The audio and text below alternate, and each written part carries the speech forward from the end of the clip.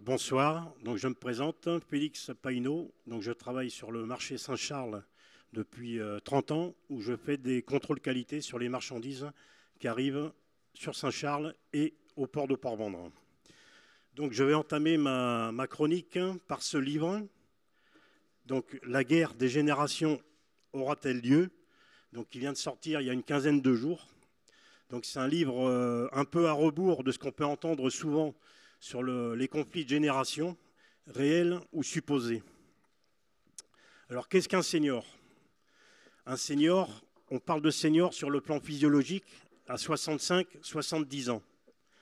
On parlera de senior au niveau professionnel à 45-50 ans. Par rapport à mai 2012, le chômage des seniors de plus de 50 ans, inscrits en catégorie A, donc sans aucune activité, a augmenté en 2016 de 52,71% pour atteindre environ 900 000 personnes sur le plan national. 24% de taux de chômage pour les 20-24 ans.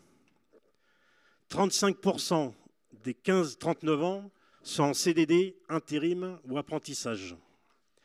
À savoir que depuis quelques années, les 2/3 des embauches, ce sont des temps partiels, CDD ou intérim.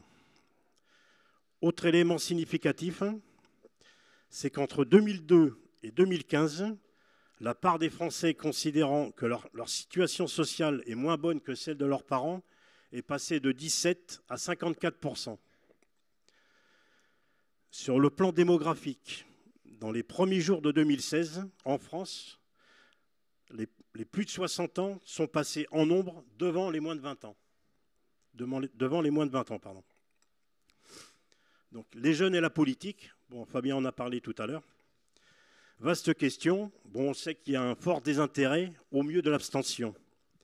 Bon, je vais juste prendre, pour ceux qui votent, les rares jeunes qui votent, je vais prendre référence sur les primaires de droite et du centre qui ont lieu en novembre 2016. Les plus de 65 ans représentaient 39% des votants, contre 23% de 50 à 64 ans, 22% de 35 à 49 ans et seulement 16% entre 18 et 32 ans.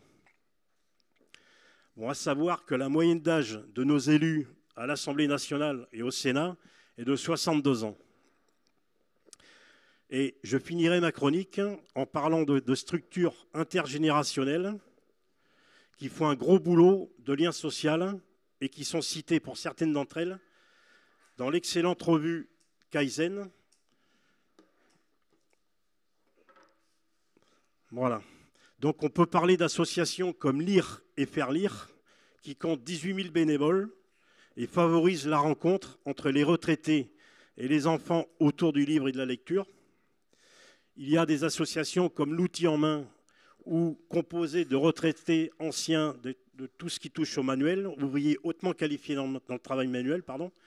Donc ça peut être ébéniste, charpentier, ajusteur, tourneur, fraiseur, plomberie, qui font partager leur savoir à des jeunes un peu paumés, il y en a pas mal, au moment de leur orientation.